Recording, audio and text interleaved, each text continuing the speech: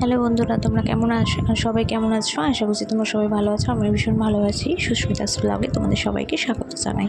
চলো আজকে একটি নতুন আরও রেসিপি নিয়ে চলে এলাম। খুবই সাধারণভাবে একটা সহজ পদ্ধতিতে আমি বানাচ্ছি পাস্তা, যেটা হচ্ছে তোমার হোয়াইট সস পাস্তা। দেখো, সাধারণ কিছু জিনিস আমাদের সবারই ঘরে থাকে, তার সাথেই আমি বানিয়ে নেবো। দেখো, আমি একটুখানি বাটার দিয়ে নিয়েছিলাম কড়াইতে, যেটা মেল্ট হয়ে যাওয়ার পর আমি একটু ময়দা দিয়ে নিয়েছি 2 টেবিল চামচ। ঠিক আছে, তোমরা পরিমাণ অনুযায়ী দিয়ে নিতে পারো। এটা 2 চামচ বা 1.5 চামচ বা 2.5 চামচ, এর বেশি দিও না, ভালো লাগবে না টেস্টটা।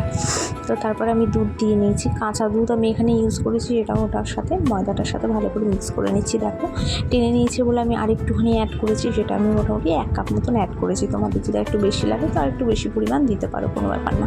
এটা দেওয়ার পরে দেখো আমি অনবরত কিন্তু এটা মিক্স করছি। মিক্স করতে করতে করতে করতে দেখো দানা দানা যেটা হয়ে এসেছে, এটা তোমার একদম ক্রিমি টেক্সচার চলে আসবে। ঠিক আছে, তোমরা এখানে কিন্তু স্ট্রেনারটাও ইউজ করতে পারো। আমি খুন্তি দিয়ে এভাবে করতে করতে আমার পুরো মিক্স হয়ে যায়। তো তারপরে আমি একটু সামান্য পরিমাণে নুন দিয়ে নিলাম। ঠিক আছে, সামান্য পরিমাণ একদম দেবে। নুনটা দিয়ে নিয়েছি, দিয়ে একটুখানি জাস্ট এটা ফুটবে, তার জন্য আমি ওয়েট করছি। ভালো করে মিক্স করে নিচ্ছি। মিক্স করে এবার দেখো আমি এখানে কিছুটা সুইট কর্ন দিয়ে নিয়েছি। ঠিক আছে, সুইট কর্ন তোমরা বাজারে এখন কিনতে পেয়েই যাবে। এছাড়াও স্পেন্সার বা অনলাইন বিভিন্ন জায়গাতেই পাওয়া যায়। তো আমি সেখানে একটুখানি সুইট কর্ন দিয়ে নিয়েছি, যাতে একটু হেলদি বানানো যায়।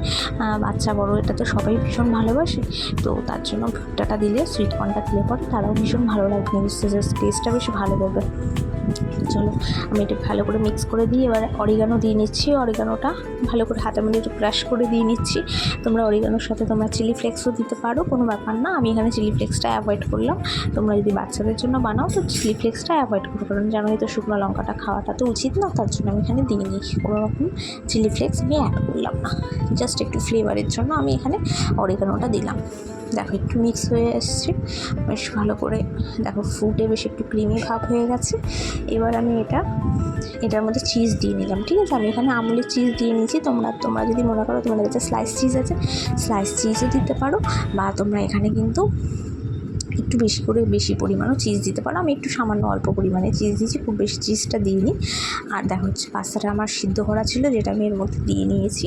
দিয়ে এবার এটাকে ভালো করে আমি মিক্স করবো। আচ্ছা, তোমরা যখন নতুন বানাবে এটা হয়ে থাকবে, দেখো মিক্স করতে করতে শুকিয়ে আসবে, তো তোমরা আরেকটু দুধ অ্যাড করতে পারো বা একটু জল অ্যাড করতে পারো, কোনো ব্যাপার না। ভালো করে মিক্স করলে এটা ড্রাই হয়ে গেলেই কিন্তু এটা রেডি।